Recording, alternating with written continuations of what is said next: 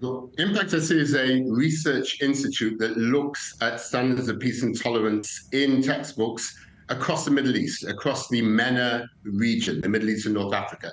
And we have consistently found year after year that the Palestinian Authority slash Unrwa teaching materials, which are essentially the same teaching materials in the classroom, are not fit for purpose. When we see rapid improvements in curricula across the region, we warned year after year that the UNRWA curriculum, which is, of course, the Palestinian Authority's curriculum as taught in UNRWA schools, so we use the term UNRWA curriculum, is going to create the most terrible crisis. And, what we saw on October the 7th was beyond what we could possibly have imagined.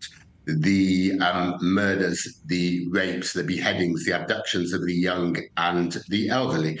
And when we look at those textbooks, when we look at the material, when we see that children are being taught that Jews are liars and fraudsters who spread corruption, which will lead to their annihilation, that cutting the necks of the enemy as a piece which is taught in this school material. That Jalal Mughrabi, a terrible terrorist who murdered 38 people, including 13 children, is in the curriculum, in the textbooks, 8 times as a role model.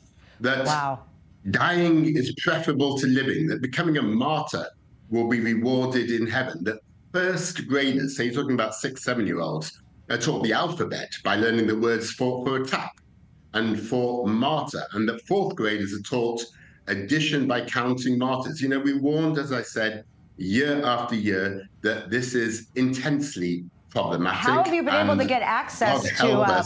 How are you able to get access to some of these educational materials?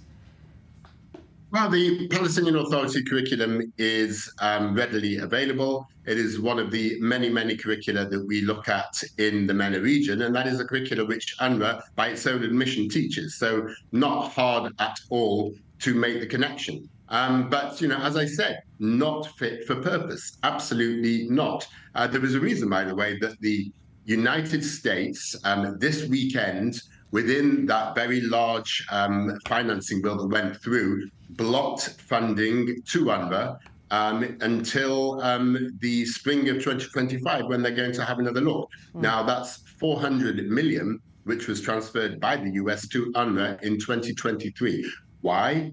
Because policymakers on the Hill, because the administration are absolutely convinced that these teaching materials are not fit for purpose, that UNRWA has abrogated its duty of care to the children that it teaches day in and day out.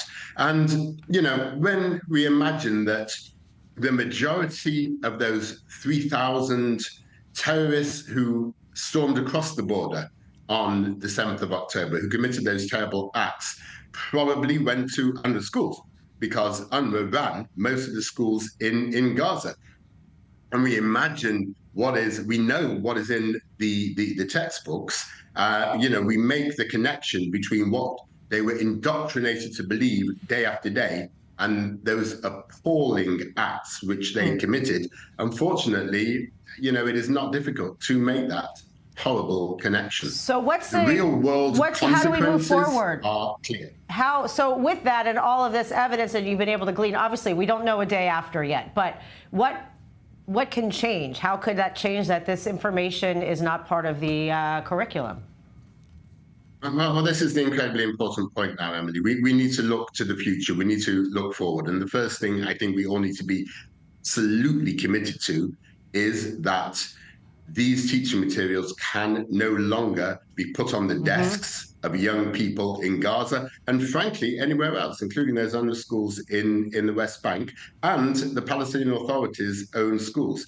In Gaza, there needs to be a reformed curriculum. Those who have been through those UNRWA schools, I genuinely do not know how that de-radicalization works. I'm not sure that anybody has the magic bullet for that, has the solution of how to de-radicalize people who've been indoctrinated year after year. But we need to start somewhere. And so now we need to start with children who will be going to school in September. They need a reformed curriculum. Impact SC knows exactly how this reformed curriculum should look. We know this curriculum inside out. It's not complicated. It is something which is certainly possible to do between now and September, and it is absolutely essential that this is done so that at least in the future we can start along the path of de-radicalization in Gaza. Thank you very much, Marcus Sheff. I really appreciate CEO of Impact SE.